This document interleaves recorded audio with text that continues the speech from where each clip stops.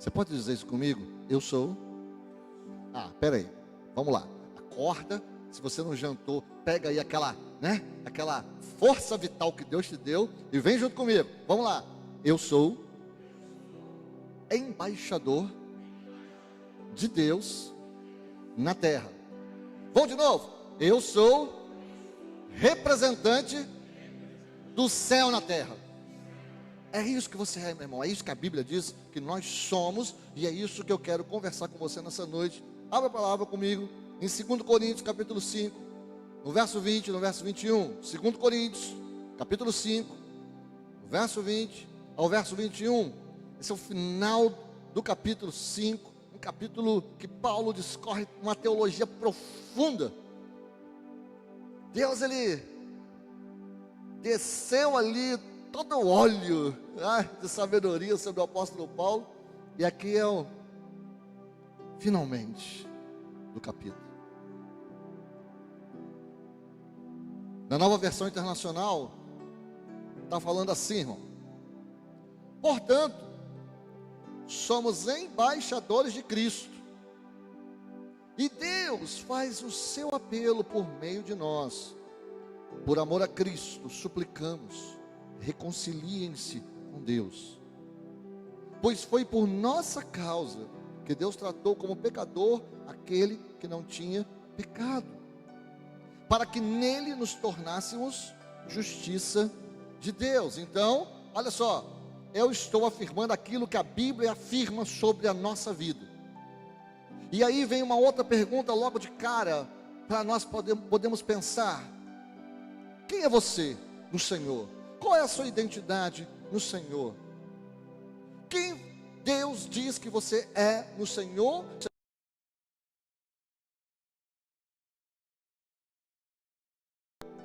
Essas perguntas são de crucial importância, principalmente no tempo, irmãos, em que nós vivemos situações da ordem do impossível. Porque quando nós entendemos que nós somos filhos de Deus, embaixadores do céu na terra, nós entendemos que nós temos a identidade que Cristo liberou sobre nós, como igreja do Senhor. Por isso é que nós somos esses embaixadores, esses representantes do Senhor sobre a face da terra. E essa é uma afirmação forte e verdadeira. E essa é uma afirmação que tem confiança gerada em Deus para dizer que nós somos os representantes do céu na terra.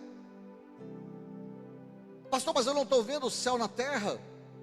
E aí a gente pode até perguntar: como trazer o céu para a terra? Ora, é simples, irmãos, anunciando a mensagem da salvação, anunciando a mensagem do arrependimento, anunciando a mensagem que Jesus Cristo veio para nos dar vida, que Jesus Cristo veio para perdoar nossos pecados, que Jesus Cristo veio para nos tornar nova criatura, tirar-nos do pecado e levar-nos para o céu.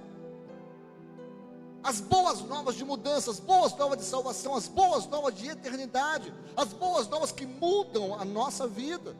Se você ler nesse mesmo capítulo aqui, um pouquinho antes, no verso 17, Paulo está falando assim: vocês são nova criatura, tudo se fez novo, as coisas velhas passaram. Crentes, cristãos, filhos de Deus, as coisas velhas da sua vida passou. Você precisa olhar para frente, você precisa olhar para aquilo que Deus tem para você. Você precisa parar de olhar para aquilo que te prende lá atrás e olhar para coisas que estão diante de você, mesmo que pareça impossível, irmão. Se Deus colocou no seu coração, Ele já liberou os recursos do céu para que você possa realizar plenamente todo o propósito, toda a obra, tudo aquilo que Ele sonhou para você e que agora é sonho seu. Por isso que nós precisamos sonhar os sonhos de Deus. Quando nós sonhamos os sonhos de Deus, irmãos, nós estamos alinhados com o céu, e aí nós somos de fato representantes do céu na terra. Nós somos, irmãos, os que anunciam as boas novas de salvação. Nós somos os semeadores da boa semente. Nós somos aqueles que mantêm a lâmpada acesa para iluminar as nações. Nós somos o sal da terra que tempera e conserva o ambiente onde se viva. Nós somos o que a Bíblia diz que nós somos. Se a Bíblia está dizendo que você é, então você é. Mas não queira ser aquilo que a Bíblia não diz. Entenda isso. Nós somos, irmãos, todas as promessas de Deus que tem o sim na cruz do Calvário. Em Jesus, Ele já conquistou para mim e para você. O problema todo, irmão, é que muitas vezes nós não obedecemos. O problema todo é que muitas vezes nós não entendemos. O problema todo é que muitas vezes nós não agimos por fé. E aí, a nossa vida, ela, sabe, ela fica patinando. A nossa vida não sai do lugar. A nossa vida fica na mesma tristeza. Parece que a gente é ímpio. Mas não confunda uma coisa com a outra. O trabalhar de Deus na nossa vida, irmãos, muitas vezes vai gerar dor. O trabalhar de Deus na nossa vida, muitas vezes, oh meu Deus, a função do Espírito e a função do Senhor nesse processo de transformação, é um processo de limpar as redes. O processo de limpar as redes, irmãos, é como um pescador que ele sai para o alto mar, ele volta, ele pescou ou não pescou, mas ele volta e ele tem que limpar as redes, ele tem que arrancar, ele tem que consertar as redes. A palavra grega para conserto, para esse conserto das redes, é a palavra catartizo. Catartizo significa colocar no lugar. É como se você pegasse um osso e você consertasse ele, botasse um gesso. É como se você acertasse as coisas.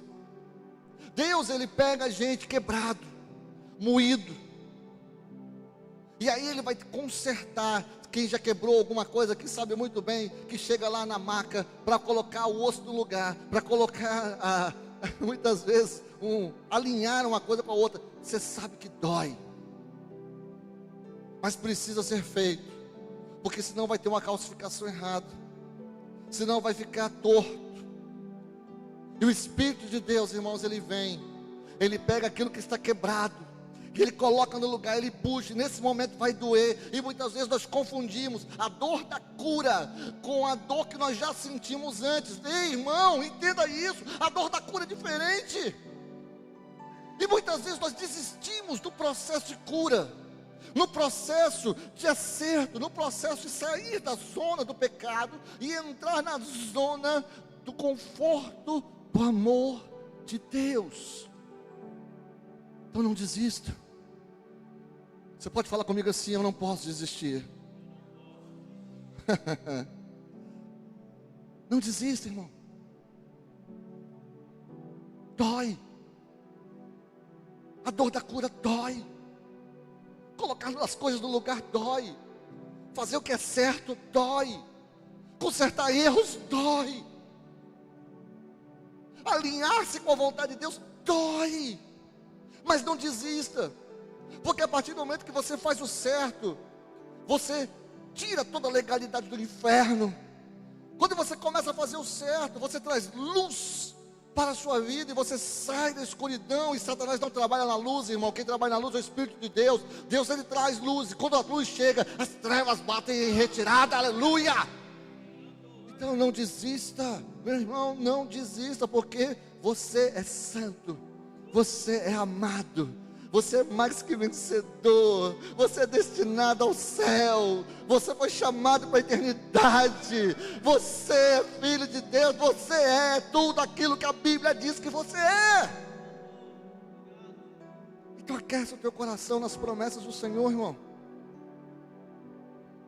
Então todas as vezes que você pecar, todas as vezes que você cair, todas as vezes que você vacilar, todas as vezes que a sua fé fraquejar, tão logo você seja convencido do seu pecado, porque precisa desse convencimento também. Muitas vezes, irmão, nós caímos, nós pecamos, e nós não estamos convencidos de que nós caímos e nós pecamos. Então o Espírito Santo de Deus vem e nos convence do pecado, da justiça e do juízo. Não é o pastor, não é a igreja, não é a mensagem, é o Espírito Santo de Deus que faz essa obra. E o Espírito Santo de Deus vem e nos convence. Irmão, tão logo você esteja convencido de que você precisa ajustar algumas coisas, ajuste, peça perdão, se arrependa e busque a reconciliação com o Senhor. Porque em Cristo Jesus, todas as vezes que nós buscarmos, nós teremos a certeza de que nós seremos bem-vindos. Você nunca será rejeitado pelo Senhor. Todas as vezes que você procurar o Senhor Jesus, você vai ser acolhido. Todas as vezes que você buscar o Senhor Jesus, Ele vai ouvir você. Todas as vezes que você chorar diante do Senhor Jesus, Ele vai recolher suas lágrimas em um odre. Isso é testemunho diante de você, meu irmão. Então, todas as vezes que você buscar o Senhor, você vai ser bem-vindo. E você vai ter certeza que o seu arrependimento vai te aproximar do Senhor e vai te reconciliar com o caminho que você deve percorrer. Quando nós pecamos, irmãos, nós nos afastamos de Deus. Quando nós pecamos, veja, Deus continua no lugar dele. Deus é soberano. Deus não se move. Deus, Ele olha para nós. Só que os nossos pecados nos afastam do Senhor. São os nossos pecados. Não é Deus que se afasta da gente. Sou eu que me afasto do Senhor. Por isso que quando eu entendo que eu pequei, eu me arrependo, eu volto aos pés do Senhor Jesus. Então não deixe que o teu passado defina você, desencoraje você, destrua você ou derrote você. Olhe para o seu passado, irmão, e deixe que ele ensine você. Olhe para o seu passado e deixe que ele fortaleça você. Porque você pode olhar coisas que deram certo, coisas que deram errado, e você pode olhar para trás com gratidão pelo que você passou. Ei, você ainda está aqui, você está de pé, sim ou não, amém? Você está aqui, meu irmão. Então Ebenezer, querido, até aqui nos ajudou o Senhor. Se o Senhor nos trouxe até aqui, por que Ele não vai nos levar até o fim? Filipenses 1,6.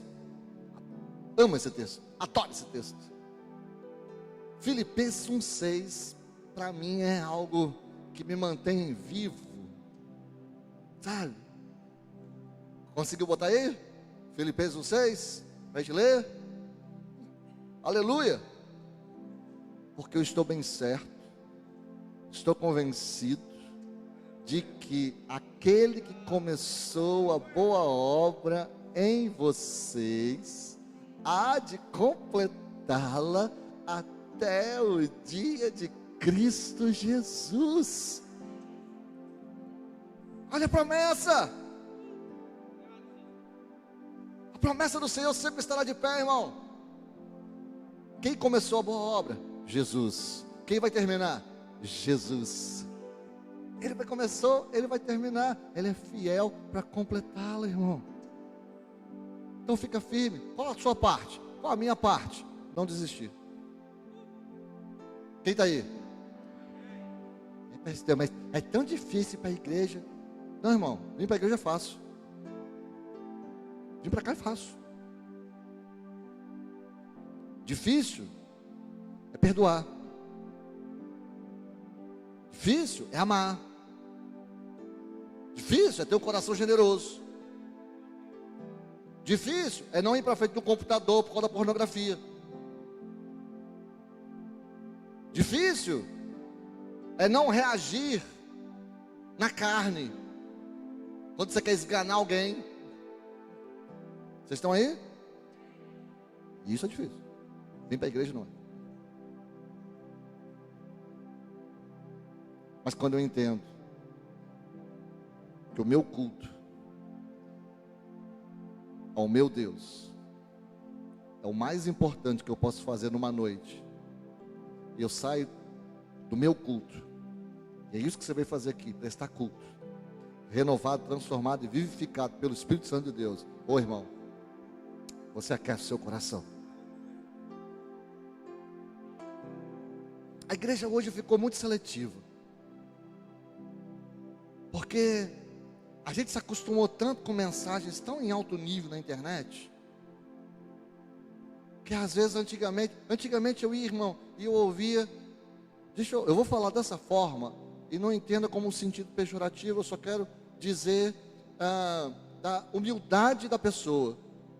Mas a gente ouvia o irmão Zé das Couve, que não sabia falar lá com crá, mas aquele homem tinha unção, e a unção dele no lá com crá fazer com que as coisas acontecessem no nosso coração, porque o Espírito Santo de Deus, ele vai trabalhar em cima da palavra revelada. É a vida do pregador, juntamente com a vida da igreja. Não pensa que não são as duas coisas, não, mano. As duas coisas são importantes. Então, quando eu apresento o meu culto ao Senhor, o Senhor me renova. E é isso que está acontecendo aqui nessa noite. Deus está renovando você, Deus está vivificando você, Deus está transformando você, Deus está enchendo você, Deus está fazendo com que você se renove, meu irmão, na fé. É isso que está acontecendo. Mas muitas vezes nós temos traumas, e traumas não resolvidos, irmãos. E esses traumas não resolvidos, eles frequentemente atrairão falsos consoladores. Toda vez que você tiver um trauma não resolvido, esse trauma vai fazer com que você olhe para você com um olhar de coitadinho, e que você vai precisar de um falso consolador na sua vida. E é por isso que tem tanta gente nos vícios, nas pornografias da vida, em outras distrações ou outras mentiras que geralmente projetam culpa sobre nós mesmos ou sobre os outros, na tentativa de justificar a nossa frustração. Veja, eu estou frustrado com alguma coisa, então eu vou projetar a minha culpa, dizendo que eu sou coitadinho, a culpa é minha. Como que eu não vi? Como que eu sou imbecil, idiota? Como que eu posso ser tão burro? Eu não percebi. Ou então eu vou projetar a culpa para cima do outro. Mas fulano de tal fez isso, fulano de tal, meu Deus, que ignorância, que orgulho, ele não pode fazer uma coisa dessa, que coisa horrorosa. E eu estou sendo bonzinho, que eu estou no altar de Deus, porque não é isso que geralmente a gente pensa. Vocês estão aí? Agora diminuiu o amém. Meu amado, falsos consoladores são sintomas de uma busca por bem-estar. E esse bem-estar ele só pode vir depois de enfrentar e curar as feridas da alma. Lembra? Catartizo, botar o osso no lugar. Catartizo, arrumar a rede, consertar a rede, fechar as brechas do muro. Eu poderia dar um monte aqui de metáforas para a mesma coisa, mas tudo implica em colocar a coisa no lugar, botando prumo, irmão. A verdadeira força emerge em lidar com o trauma que nos prende. Isso dói. Eu falo por conta própria, irmão. Dói. Porque nós vemos quão falhos nós somos, quão fracos nós somos, quão incapazes nós somos. Mas aí quando a gente entende que a gente já morreu, a gente entende que quando eu sou fraco, então o meu Jesus pode me fazer forte, porque a força dele vai sobressair na minha fraqueza, e a minha fraqueza é que vai ser o testemunho para que ele, daquilo que ele está fazendo. O problema hoje, irmãos, é que todo mundo quer ser forte, todo mundo quer ser o super-homem, herói da Marvel. Todo mundo hoje quer ter um testemunho mirabolante, uma história que é além da história. Não. Viva a vida que Deus te deu. Que se você viver sonhos que Deus te deu, a vida que Deus te deu, você vai estar cumprindo o chamado que Deus deu para você. Esses traumas, irmãos, quando não tratados, eles são ladrões de alegria. Eles roubam a nossa alegria. Lembra lá, João 10:10? O ladrão não vem senão para roubar, matar, destruir. E aí Jesus fala assim: mas eu vim para trazer vida para vocês. E vida abundante, vida plena. Uma vida que vai transbordar sobre vocês, sobre quem estiver próximo de você. A vida que Deus dá não é só para nós, irmãos. É por isso que quando tem crente borocochô, eu fico bolado da vida. Me perdoe o bolado da vida. Crente borocochô, irmão. Crente triste. Crente com a cara amarrada. Crente que está tudo ruim, crente que não dá bom dia para nada, crente que critica tudo, que murmura de tudo, que sangue do Cordeiro, irmão, por quê? Que ainda está amarrado nos traumas. Pastor, ele não é salvo? Não, ele é salvo, ele vai para a eternidade, mas está vivendo uma vida miserável aqui sobre a face da terra. Por quê? Não quer encarar o fato que precisa enfrentar os seus traumas. Vocês estão aí? Irmão, se nós não encararmos os nossos gigantes, se nós não aprendemos a lidar com as nossas tempestades internas, nós nunca teremos capacidade de lidar com as tempestades externas.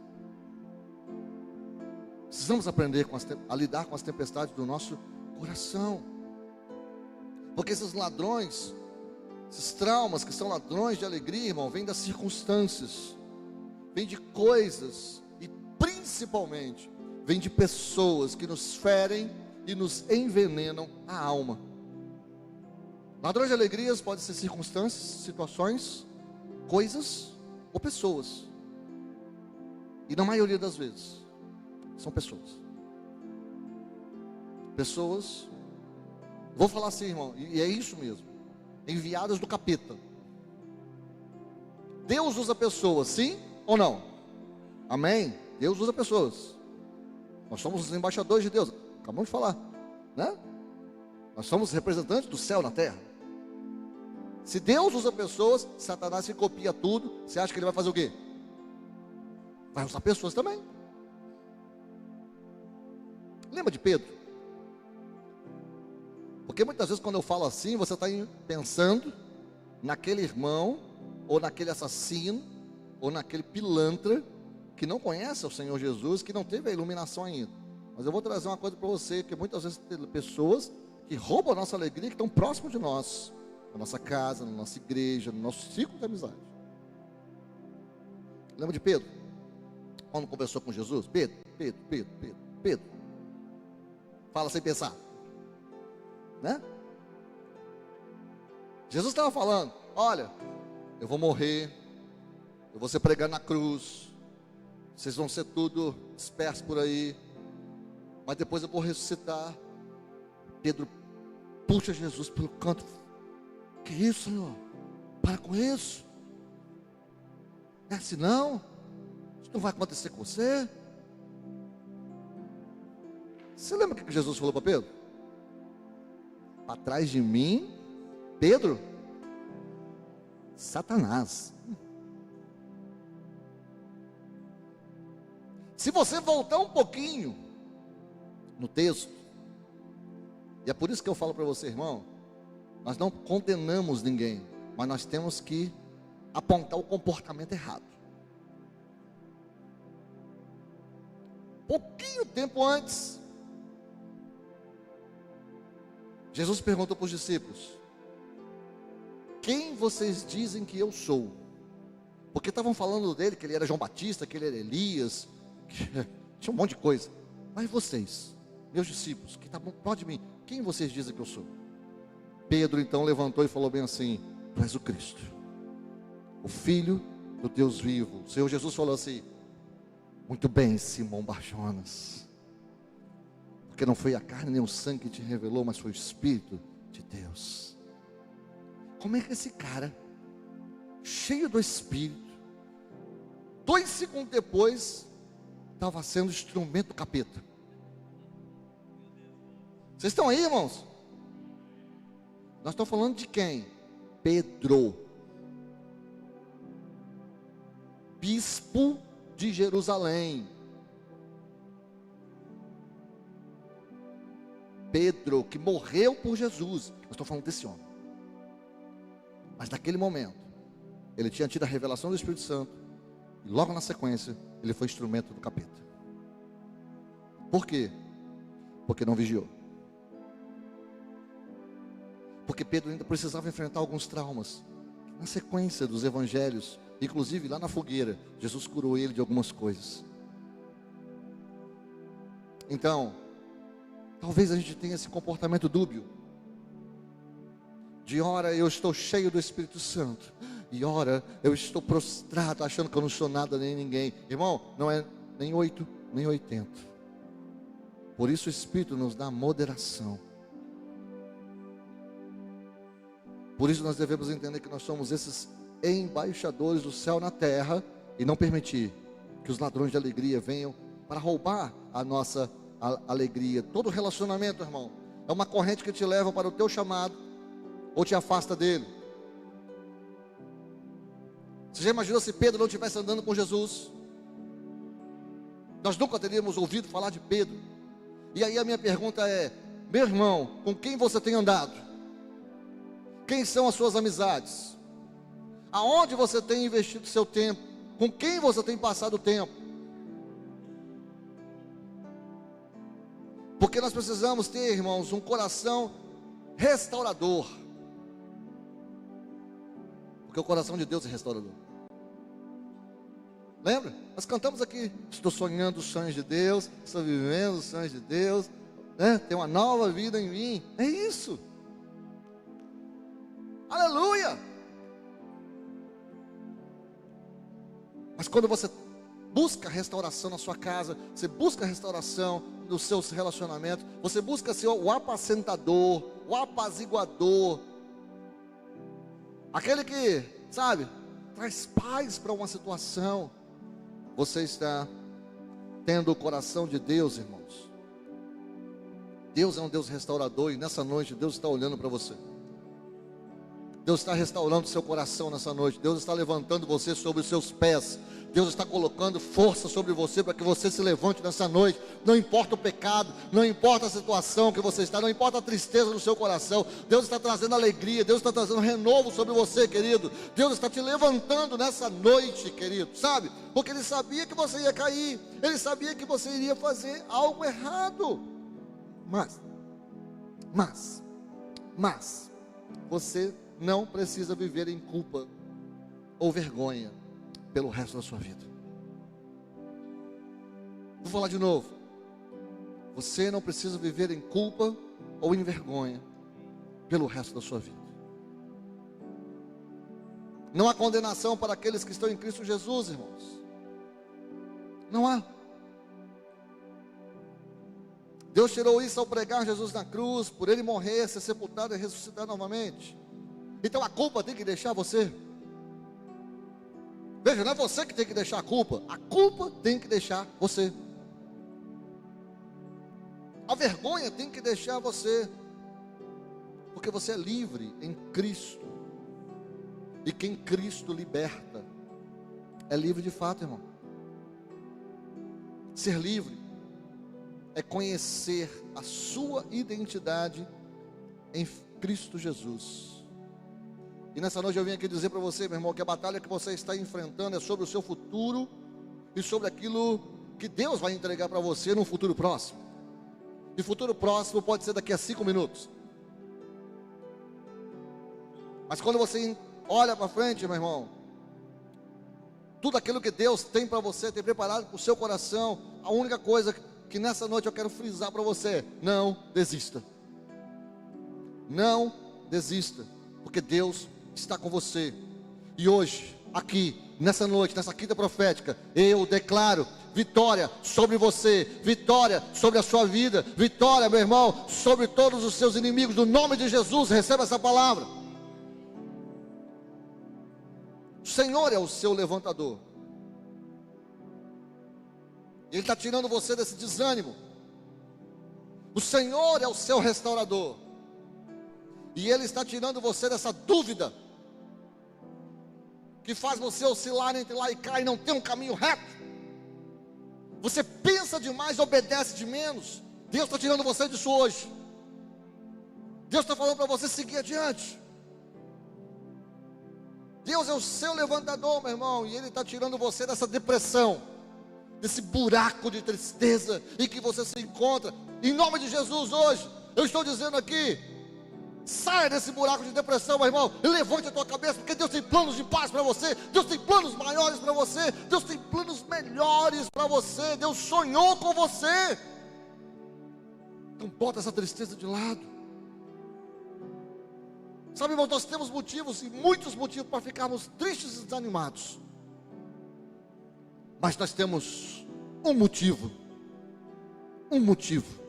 principal para motivar o nosso coração. Eu sou salvo em Cristo Jesus e fui destinado à eternidade. É isso que me motiva, meu irmão. É isso que deve motivar o seu coração também. Meu irmão, tudo que está acontecendo nesse mundo, morte, tristeza, doença, traições, tantas coisas, tudo vai passar. Vocês estão entendendo isso? O que nós estamos vivendo aqui é muito curto e muito pequeno, comparado ao que nós vamos receber na eternidade. Então guarda teu coração, olha para Ele, olha para o chamado dEle na sua vida, vive o propósito de Deus, expanda as suas fronteiras no Senhor a partir de agora. O tempo é agora, porque você é o representante de Deus na terra. Você pode ficar de pé no seu lugar?